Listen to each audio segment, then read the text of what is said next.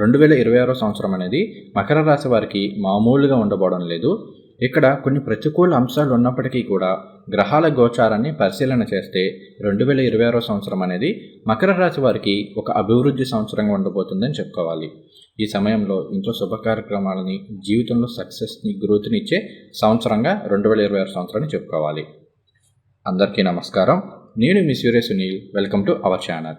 ఈ వీడియోలో మనం 2026 ఆంగ్ల సంవత్సరంలో మకర రాశి వారికి జరగబోతున్న ఒక 10 మేజర్ ఈవెంట్స్ గురించి ఈ వీడియోలో తెలుసుకుందాం.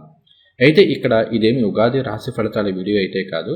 మన ఛానల్ ఫాలోవర్స్ చాలామంది ఏమండి మకర రాశి వారికి 2025 ఇలా గడిచిపోయింది, అలా గడిచిపోయింది, 2026 ఎలా ఉండబోతుంది అని చెప్పేసి అడుగుతున్నారు. సో వాళ్ళ కోసం 2026 ఆంగ్ల సంవత్సరం అనేది ఎటువంటి ఫలితాలను ఇవ్వబోతుంది, అక్కడ జరిగే ఈవెంట్స్ గురించి ఈ వీడియోలో తెలుసుకుందాం. అయితే ఈ వీడియో ప్రారంభించే ముందు మీ అందరికీ ఒక చిన్న గమనిక. ఈ వీడియోలో నేను చెప్తున్న విషయాలన్నీ కూడా కేవలం గ్రహాల గోచారాన్ని ఆధారంగా చేసుకుని మాత్రమే చెప్తున్నాయి. ఈ ఫలితాలు అనేవి మీకు ఎంత మేర వర్తిస్తాయి అనేది తెలుసుకోవాలి అంటే మీ జాతకంలో జరుగుతున్న దశ అంతర్దశలు కూడా కీలక పాత్రని పోషిస్తాయి. వీటి గురించి తెలుసుకోవడానికి మన ఛానల్లో లైవ్ కండక్ట్ చేస్తుంటాము. ఆ లైవ్లో పార్టిసిపేట్ చేస్తే మీకు జరుగుతున్న దశ అంతర్దశలు ఏంటి, వాటి యొక్క ప్రభావం, అలానే గోచార ప్రభావం మీ మీద ఎంతవరకు ఉంటుంది అని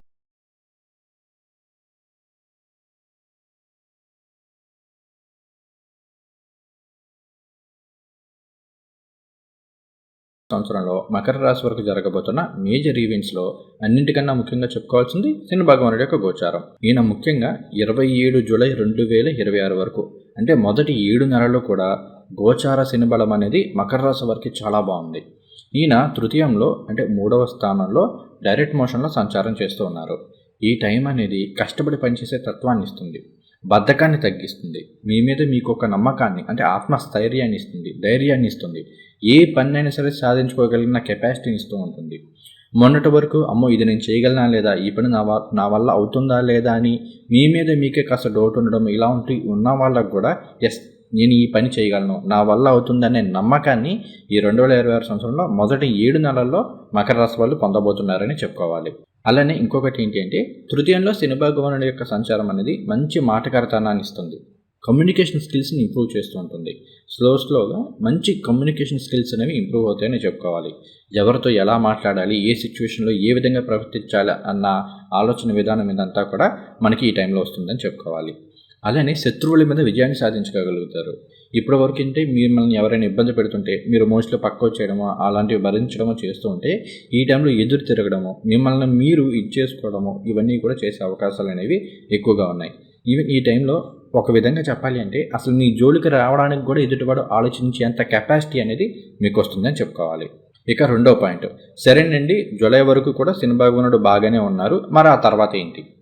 ఇక్కడ జూన్ 2, 2026 నుండి కూడా గురుబలం అనేది పెరగబోతుంది. జూన్ 2, 2026న గురువు గారు 7వ స్థానంలో కర్కాటక రాశిలో తన ఉచ్చ రాశిలో సంచారం చేయబోతున్నారు. అక్టోబర్ వరకు కూడా ఆయన అదే రాశిలో సంచారం చేస్తూ ఉంటారు. కాబట్టి జూన్ నుండి అక్టోబర్ మధ్య కాలంలో కూడా గురుబలం పెరగబోతుంది. ఇక్కడ శని భగవానుడు వక్రించినప్పటికీ కూడా గోచారంలో గురుబలం పెరుగుతుంది. కాబట్టి ఈ టైంలో ఇంట్లో శుభ కార్యక్రమాలు కలిసి వచ్చే అవకాశాలు అనేవి చాలా ఎక్కువగా ఉంటాయని చెప్పుకోవాలి. ముఖ్యంగా జూన్, జూలై ఈ 2 నెలల్లో చూసుకుంటే ఇంట్లో శుభ కార్యక్రమాలు జరగడానికి ఎక్కువ అవకాశాలు ఉన్నాయి. అంటే వివాహం కాని వారికి వివాహం సెట్ అవ్వడం కావచ్చు, సంతానం లేని వారికి సంతానం కావచ్చు, సొంతంగా ఒక ఇల్లు, వాహనం ఇలాంటి కొనుగోలు చేయడం ద్వారా కావచ్చు, ఇంట్లో శుభ కార్యక్రమాలకు సంబంధించి బాగా అనుకూలిస్తుందని చెప్పుకోవాలి. తర్వాత 3వ పాయింట్, ఈ 2026 సంవత్సరంలో రాహుకేతుల బలం అనేది మకర రాశి వారికి సంపూర్ణంగా ఉంది.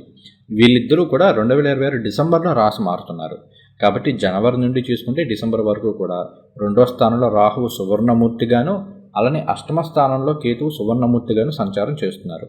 2వ స్థానంలో రాహు యొక్క సంచారం అనేది అవసరానికి తగ్గ డబ్బు ఏదో ఒక విధంగా ఇస్తూ ఉంటుంది. ఫ్యామిలీ రెస్పాన్సిబిలిటీస్ని కాస్త పెంచుతున్నప్పటికీ కూడా అవసరానికి తగ్గ డబ్బు ఇస్తూ ఉంటుంది. అందులోనూ ఇక్కడ ద్వితీయాధిపతి అయిన శని భగవానుడు తృతీయంలో సంచారం చేయబోతున్నారు కదా, కాబట్టి మంచి ధనాదాయం ఉంటుందని చెప్పుకోవాలి. ఈ టైంలో నిరుద్యోగులకి ఉద్యోగం రావడం ద్వారా కావచ్చు, ముఖ్యంగా అబ్రాడ్కి సంబంధించిన ఛాన్సెస్ అనేవి ఎక్కువ వచ్చే అవకాశాలు ఉన్నాయి. లేదు అంటే మన ఇండియాలోనే ఉంటే అబ్రాడ్ ప్రాజెక్ట్స్కి వర్క్ చేయడము, ఫారిన్ కంపెనీస్కి వర్క్ చేయడము, ఇలా చేసే అవకాశాలు అనేవి కాస్త ఎక్కువగా ఉన్నాయని చెప్పుకోవాలి. అలానే ఏంటి అంటే 2వ స్థానంలో రాహు ఏంటంటే కాస్త ఆకస్మిక ధన లాభాలను ఇచ్చే అవకాశాలు ఉన్నాయి. ఇక్కడ ఇంకొక ప్లస్ పాయింట్ ఏంటి అంటే 2025 నవంబర్ నుండి కూడా రాహు ఆయన సొంత నక్షత్రమైన శతభిష నక్షత్రంలో సంచారం చేయబోతున్నారు. ఇది కూడా మరలా మకర రాశి వారికి చాలా ప్లస్ పాయింట్. 2025లోనే రాహు 2వ స్థానంలోకి వచ్చారు కదండి, మరి అక్కడ ఇవ్వాలి కదా అంటే అక్కడ ఆయన పూర్వభద్ర నక్షత్రంలో సంచారం చేస్తున్నారు. అది అంత కన్వీనియంట్ కాదు కదా. అయితే నవంబర్ నుంచి రాహు మనకి శతభిష నక్షత్రం తన సొంత నక్షత్రంలో సంచారం చేయబోతున్నారు. పైగా రాహుని కుంభరాశికి కోలాడ్గా తీసుకున్నారు. సో ఇక్కడ చూడండి, తన సొంత రాశిలో సంచారం చేస్తున్నారు, అలానే తన సొంత నక్షత్రంలో సంచారం చేస్తున్నారు, సువర్ణమూర్తిగా సంచారం చేస్తున్నారు. కాబట్టి మకర రాశి వారికి రాహు యొక్క బలం అనేది 2026లో అద్భుతంగా ఉంటుందని చెప్పుకోవాలి. అలానే 2వ స్థానంలో రాహు సంచారం చేసినప్పుడు ఒకటి కంటే ఎక్కువ సోర్సెస్ ద్వారా మనీ వచ్చే అవకాశాలను కూడా ఇస్తుంటారు. అంటే ఉద్యోగం చేస్తుంటేనే ఇంకా సైడ్ ఇన్కమ్ కింద ఇంకా ఏదో ఒకటి చేయొచ్చు. అలా ఒకటి కన్నా ఎక్కువ మార్గాల ద్వారా ధనాన్ని సంపాదించుకునే అవకాశాలు అనేవి 2026లో మకర రాశి వారికి ఉంటాయని చెప్పుకోవాలి. తర్వాత 4వ పాయింట్, ఇక్కడ అష్టమంలో కేతువు సంచారం చేస్తున్నారు, ఆయన సువర్ణమూర్తిగా సంచారం చేస్తున్నారు అని చెప్పుకుందాం. సింహరాశిలోనే మరలా కేతు నక్షత్రమైన మఖా నక్షత్రం కూడా ఉంది. సో ఈ టైంలో కేతు నక్షత్రంలో కేతువే సంచారం చేస్తూ ఉండడం అనేది యోగిస్తుందని చెప్పుకోవాలి. ఇక్కడ అసలు 8వ స్థానం ఏం తెలియజేస్తుంది? 8 అనేది ఆయుష్ స్థానము, అలానే ఆకస్మిక విషయాలను తెలియజేసే స్థానం, తర్వాత ట్రాన్స్ఫర్మేషన్ని తెలియజేసే స్థానం, తర్వాత రహస్యాలు, అలానే గుప్త విద్యలు అంటే జ్యోతిషం కావచ్చు, తంత్రశాస్త్రాలు కావచ్చు, ఇటువంటి వాటిని తెలియజేసే స్థానం, రీసెర్చ్ అండ్ అనాలిసిస్ని తెలియజేసే స్థానం. సో ఈ స్థానంలో కేతు యొక్క సంచారం అనేది ఆధ్యాత్మికపరమైన విషయాల్లో చాలా మంచి పురోగతిని తీస్తూ ఉంటుంది. మంచి గురువుల పరిచయం కలగడం కావచ్చు, వాళ్ళ దగ్గర నుండి ఏదైనా మంత్రాలను ఉపదేశం తీసుకోవడం కావచ్చు, లేదంటే ఇంట్లో పూజా కార్యక్రమాలు ఇలాంటివి ఎక్కువగా చేస్తూ ఉండడం కావచ్చు, లేదంటే పదే ఎక్కువగా దేవాలయాలకు వెళ్తూ ఉండడం కావచ్చు, వెళ్ళిన ప్రతి చోటల్లో కూడా దర్శనం అనేది చాలా వరకు బాగా జరుగుతుండడం కావచ్చు. ఇలా జరిగే అవకాశాలు అనేవి ఈ టైంలో ఎక్కువగా ఉంటాయని చెప్పుకోవాలి. తర్వాత 5వ పాయింట్ కింద మకర రాశి వారికి ఆరోగ్యపరమైన విషయాల్లో ఎలా ఉంటుందనేది తెలుసుకుందాం. ఆరోగ్యం పరంగా చూసుకుంటే 2025 సంవత్సరం మాత్రం కాస్త అప్ అండ్ డౌన్స్ అనేవి ఎక్కువగా ఫేస్ చేశారని చెప్పుకోవాలి. నేను 2025 హైలైట్స్లోను అలానే గురు గోచార వీడియోస్లో కూడా చెప్పాను. 2025లో మకర రాశి వారికి గ్యాస్ట్రిక్ సమస్యలు కావచ్చు, జీర్ణాశయ సమస్యలు కావచ్చు, థ్రోట్ ఇన్ఫెక్షన్స్ లాంటివి కావచ్చు, ఇలాంటివి ఎక్కువ వచ్చే అవకాశాలు ఉన్నాయి. కొంతమందికి ఫుడ్ పాయిజన్స్ ఇలాంటివి కూడా అయ్యే అవకాశాలు ఉన్నాయండి. నేను చెప్పినట్టు చాలామందికి జరిగాయి కూడా. అయితే 2026లో అన్ని అనారోగ్య సమస్యలు అయితే లేవు. ఈ టైంలో ఒక విధంగా చెప్పుకుంటే అనారోగ్య సమస్యల నుండి చాలా వరకు విముక్తి పొందే అవకాశాలు అయితే ఉన్నాయి. అయితే కొన్ని సమస్యలు ముఖ్యంగా ఏంటి అంటే 2026 నవంబరు, డిసెంబరు ఈ 2 నెలల్లో మాత్రం ఆరోగ్యపరంగా కాస్త జాగ్రత్తగా ఉండాలి. ఈ 2 నెలల్లో ఏంటి అంటే ఇక్కడ గురువు గారు సింహరాశిలో అష్టమంలో కేతువుతో కలిసి సంచారం చేయబోతున్నారు. అట్ ద సేమ్ టైం తృతీయంలోనేమో శని భగవానుడు వక్రించి ఉన్నారు. కాబట్టి ఈ టైంలో కాస్త చిన్న ప్రమాదాలు జరగడము, ముఖ్యంగా ప్రయాణాల విషయంలో కొంత కేర్ఫుల్గా ఉండండి. డ్రైవింగ్ చేసేటప్పుడు కాస్త జాగ్రత్తగా ఉండండి. అలానే ఇంకొన్ని సందర్భాల్లో ఫుడ్ పాయిజన్స్ లాంటివి కావచ్చు, లేదు అంటే కనుక మనకి ఈ వైరల్ ఫీవర్స్ కావచ్చు, ఇలాంటివి వచ్చే అవకాశాలు అనేవి నవంబర్, డిసెంబర్ సరౌండింగ్స్ ఆ టైంలో ఎక్కువగా ఉన్నాయి. అయితే ఇక్కడ దీని గురించి మీరు పెద్దగా దిగులు పడాల్సిన అవసరం ఏం లేదు. మీ జాతకంలో జరిగే దశాంతర్దశలు బాగున్నాయి అనుకోండి, పెద్ద ఇబ్బంది పెట్టకుండా నిలిపోతుంది. కానీ బట్ ఆ టైంలో దశాంతర్దశ కూడా బాగోకపోతే కొంత ఇబ్బందికరమైన సిచ్యువేషన్స్ ఫేస్ చేయొచ్చు. అలానే 2026 మార్చికి గురువు గారు మిథున రాశిలో డైరెక్ట్ అవుతున్నారు. ఆ టైం కూడా ఏంటంటే ఈ అజీర్తి సమస్యలు కావచ్చు, గ్యాస్ట్రిక్ సమస్యలు కావచ్చు, ఇలాంటి వాటిని ఇచ్చే అవకాశాలు ఉన్నాయి. వర్క్ స్ట్రెస్ ఇలాంటివి పెరిగే అవకాశాలు ఉన్నాయి. కాబట్టి మార్చి, ఏప్రిల్ నెలలో కొంత జాగ్రత్తగా ఉండండి. మరీ సివియర్గా అయితే ఏమీ ఇంపాక్ట్ అయితే చూపించదు, కానీ ఏదో చిన్న ఇబ్బందులను మాత్రం ఇచ్చే అవకాశాలు ఉన్నాయి. తర్వాత 6వ పాయింట్, ఇక్కడ మనం విద్యార్థుల గురించి చూస్తే కనుక ఈ సంవత్సరం అంతా కూడా విద్యార్థులకి పర్వాలేదు. మరీ అద్భుతం అని చెప్పడానికి ఏం లేదు, మరీ అలాగని కంప్లీట్ నెగిటివ్ అని చెప్పడానికే లేదు. కాస్త యావరేజ్గా వెళ్ళిపోతుంది. మొదటి 7 నెలల్లోనేమో శని భగవానుడి యొక్క గోచార బలం బాగుంది. కాబట్టి కష్టపడి చదువుకోగలుగుతారు. మంచి మార్కులతో పరీక్షలో పాస్ అవ్వాలన్న తలంపు కావచ్చు, ఇవన్నీ ఎక్కువగా ఉంటాయి. ఎఫర్ట్స్ పెట్టగలిగితే ఖచ్చితంగా చేసుకుంటారు. తర్వాత జూలై నుండి శని భగవానుడు వక్రించినప్పటికీ కూడా 7వ స్థానంలో గురువుగారి యొక్క బలం పెరుగుతుంది. కాబట్టి మరలా అక్కడ పాజిటివ్గానే ఉంటుంది. కాకపోతే ఎంతైనా 3వ స్థానంలో శని భగవానుడు వక్రిస్తున్నారు కాబట్టి కాస్త శ్రద్ధ అనేది తగ్గే అవకాశాలు ఉంటాయి. చదువు మీద ఫోకస్ తగ్గి వేరే వాటి మీదకి ఆ ఫోకస్ అనేది డైవర్ట్ అవుతూ ఉంటుంది. కాబట్టి ఈ విషయంలో కొంచెం జాగ్రత్తగా ఉండి కొంచెం ఎఫర్ట్స్ పెట్టండి. తర్వాత కాంపిటేటివ్ ఎగ్జామ్స్కి ప్రిపేర్ అవుతున్న వాళ్ళకి మాత్రం ఈ టైం అనేది చాలా ఫేవరబుల్ రిజల్ట్స్ ఇస్తుంది. ఇయర్ అంతా కూడా కాంపిటేటివ్ ఎగ్జామ్స్కి ప్రిపేర్ అవుతున్న వాళ్ళకి బాగానే ఉంది. మీ జాతకంలో జరిగే దశాంతర్దశలో బాగుంటే ఇంకా బాగుంటుందని చెప్పుకోవాలి. తర్వాత 7వ పాయింట్, కుటుంబం పరంగా ఎలా ఉంటుంది?